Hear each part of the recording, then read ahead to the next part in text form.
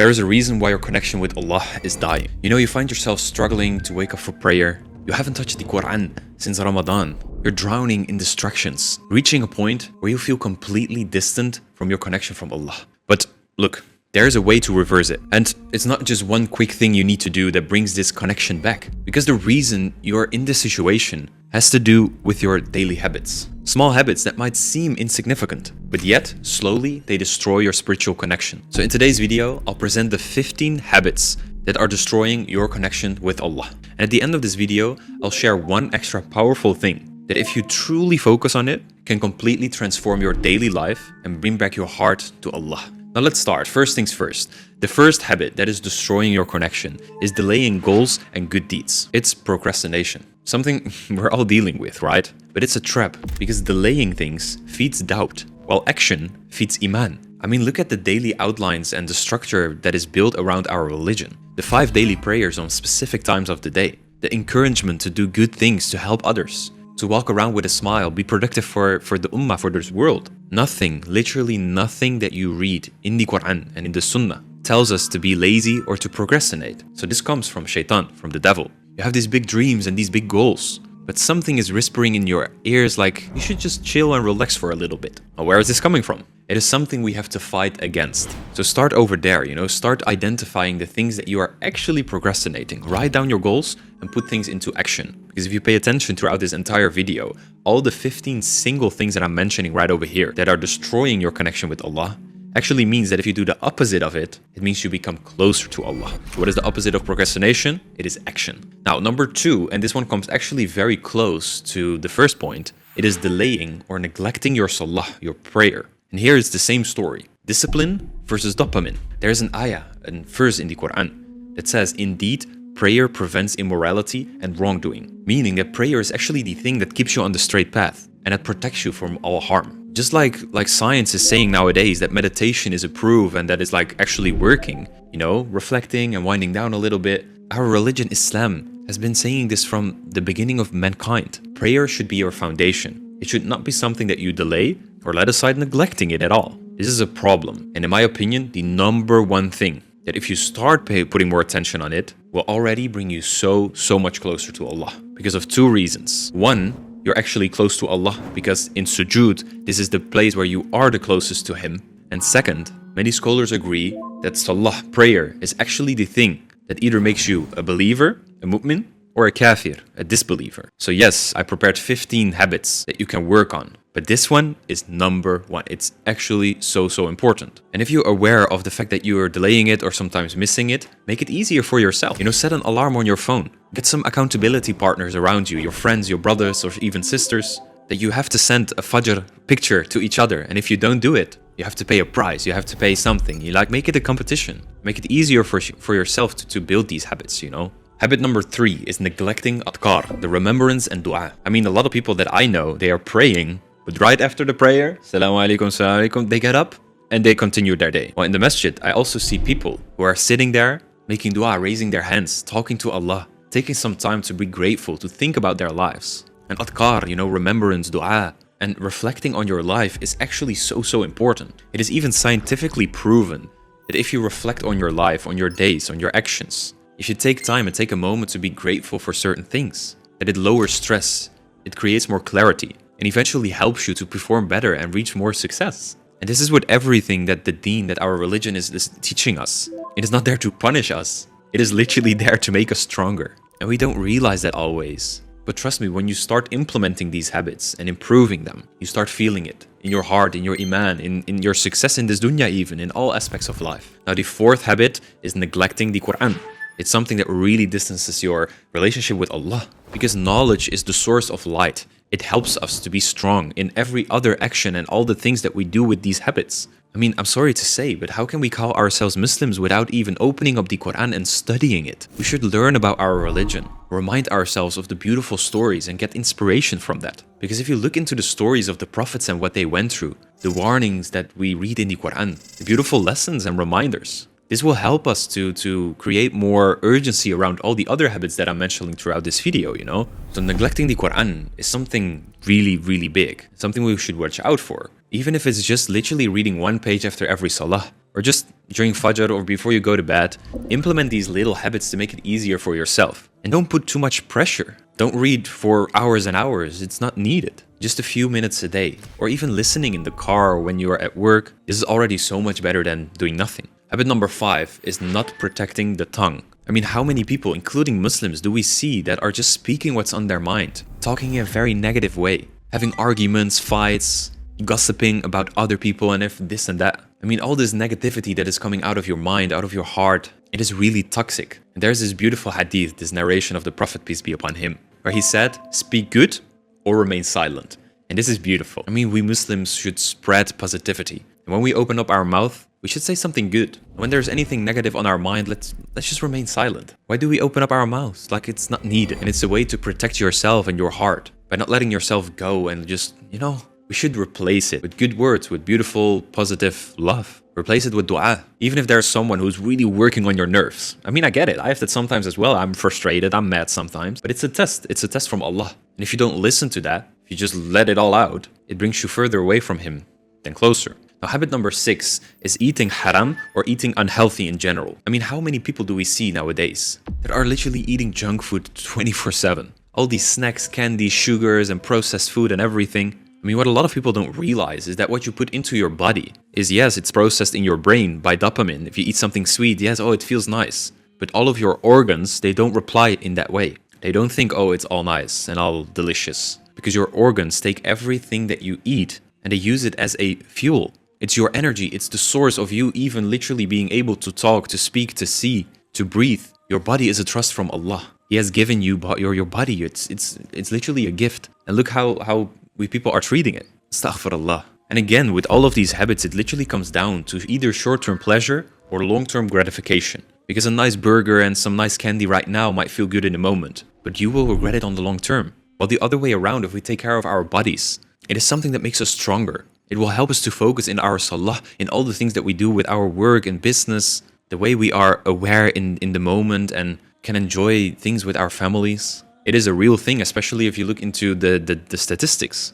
Obesity is growing and growing, and this is only of recent years. And you see this with all the habits that I'm mentioning throughout this video. Shaitan is getting a lot more grip on people nowadays, because luxury is everywhere. And when there is luxury and wealth and all these pleasures and dopamine, people start to forget God, and their connection, it gets distant. And by becoming more aware of these habits, you can do the opposite and work on it to get closer to Him. Now, the bad habit number 7 is neglecting your physical strength. And just like it's so important to take care of your body in the way of what you eat and what you put in there, it's also how you treat your body and how you take care of it by doing physical exercise and all these kinds of things. I mean, our Prophet Muhammad, peace be upon him, he said that the strong believer is better and more beloved than the weak believer. And this is not just the strength of your iman, of your belief in the religion. It is in everything. It's in strength, physical strength, mental strength, the way you take care of families and loved ones and everything. And here, same thing as Quran reading. Like, you don't have to go hours to the gym every single day. Just implement little moments. Even just 20 to 30 minutes a day of movement is already very good. And I have to be sorry that I'm saying this, but I have to be brutally honest. If you are overweight, especially if you're under 30, 40 years old, you should feel ashamed. You should feel ashamed of how you treat the trust of Allah, the body that you've got from Allah.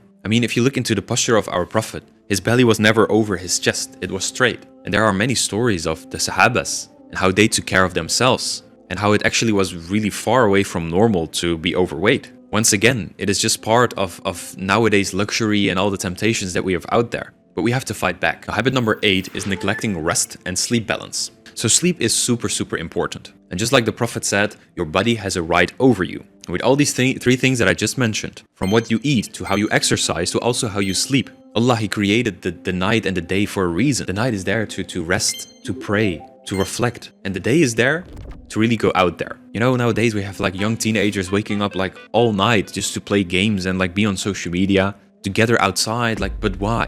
If you look into everything that you do in the night, most of the time is related to something like fitna, something haram or something it's not good. Most of the crime happens during the night. Most of the parties, alcohol consumption happens during the night. The night is darkness. It's created for rest, to stay inside the house. Spend time with your loved ones, with your wife. It's important to have at least a proper 6, 7, 8, sometimes even 9 hours of sleep, because it's destructive for the mind, the soul, and the body on the long run if you neglect that. And the best way of how to fix that is to make sure you have a good evening routine and a morning routine. Don't mess up your schedule too much. Pick one time that you have to sleep and just stick to that. Because like I said in the beginning, it's a big thing that people are missing Fajr, like the morning prayer. But it's also because of a lack of sleep. They go to bed like way too late.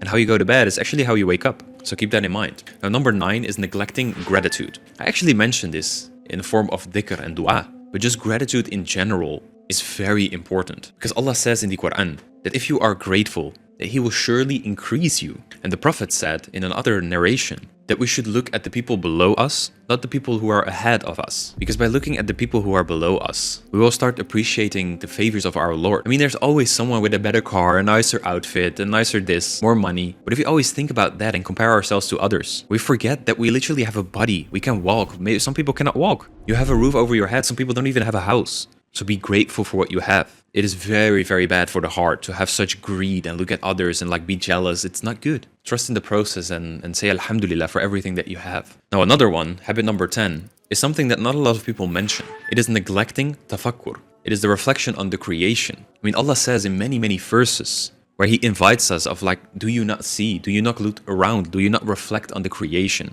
The signs of the heaven and the earth. It is there for us to realize. Like for real, sometimes I go for a walk with my mom into nature and I'm impressed with the animals, with like everything. Like we have all this technology around us, all these cameras, like the screens and everything 24/7. But just take a walk into nature, go for a swim and connect in with like the source of nature, the creation of Allah, looking around. It really, really helps you to humble yourself and to stay grounded. Speaking of grounding, like even grounding, just walking bare feet through grass, it's being said that like is very, very powerful. And there are both scientific studies as habits in the sunnah in and of itself that prove that. So I would say, go out for a walk, even if it's like a few minutes a day.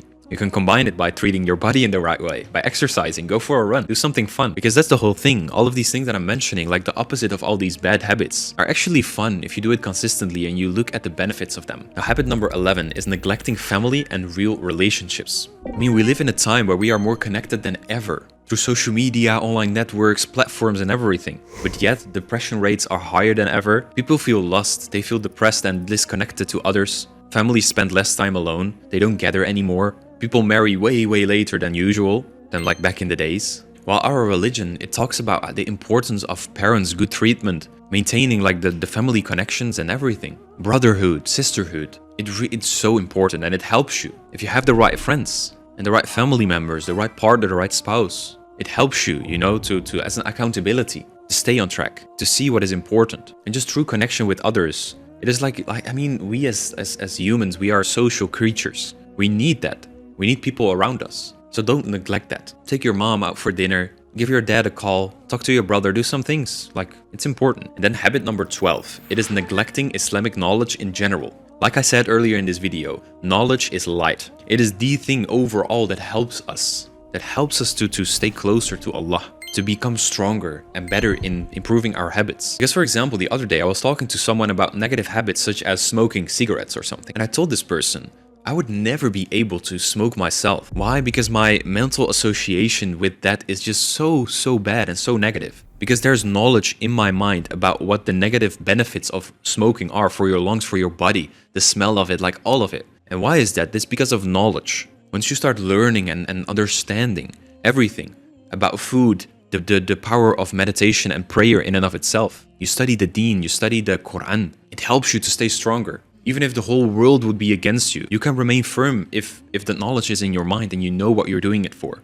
And Allah says in the Quran that only those who have knowledge will truly fear Allah. And that balance between taqwa, fear of Allah, and tawakkul, the trust in Allah, it comes from knowledge. It comes from studying Him, the religion, and all the beautiful lessons that He literally sent down to us. Now, habit number 13 is looking and listening to haram. There are so many hadiths and Quran verses that talk about like the way we should treat our organs, what we do with our ears and our eyes. It says in the Quran, tell the believing man to lower their gaze. Don't look at women all day, like scrolling on your phone, watching porn, all these negative habits. It is so harmful and destructive for ourselves and our heart on the long term. And not just looking, also listening, like I said, listening to music, all these rap songs and all these negative words. In a mind where there is rhythm and music, there's no place for the Quran. It is a tool of shaitan to distract us. And yes, music might sound nice and it's enjoyable, But same story, it is short-term pleasure. We will have to replace that with long-term gratification. Discipline versus dopamine. And I have many other videos on my channel about dopamine detox,